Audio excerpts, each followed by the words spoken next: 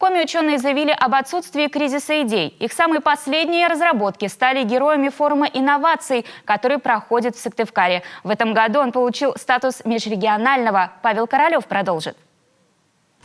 Форум инноваторов в республике проводят уже 4-й раз. Но в этом году дискуссионные площадки пришлось увести в онлайн. На повестке вопросы правовой охраны и защиты интеллектуальной собственности. Значит, какая особенность этого форума именно этого года? Это целый семинар по направлению сельского хозяйства. Это весьма серьезное направление вообще для России, ну а для республики, естественно, само собой. То есть в данном случае не надо, так сказать, рассматривать, что там где-то на севере, что там вырастет. Растет, и наши ученые многое что сделали для того, чтобы вполне нормальное было сельское хозяйство на севере.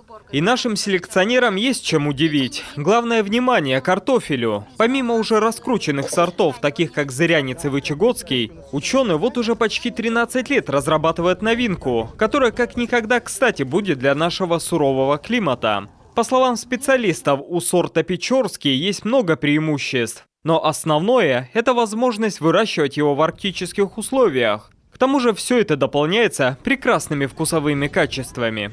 По вкусовым качествам он наиболее приятный на вкус. Но изо всех сортов, которые здесь у нас в республике выращиваются, на вкус он приятный. Это 8 баллов. Максимальный очень приятный – это 9 баллов.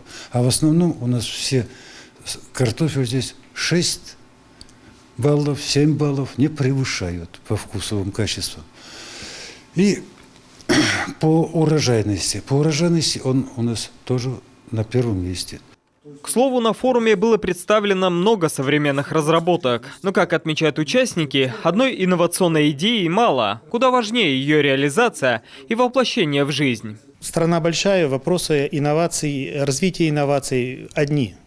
Это вопросы сохранения авторского права, защиты авторского права и вопросы реализации инноваций уже в реальном секторе экономики. С последним, как правило, всегда наблюдались проблемы. В этой ситуации важно наладить контакт между учеными и бизнесом. Так, по итогам форума будет издан каталог всех представленных инновационных разработок. И уже заинтересованные лица смогут напрямую связаться с разработчиками. Павел Королев, Дмитрий Булаев, телеканал Юрган, Сыктывкар.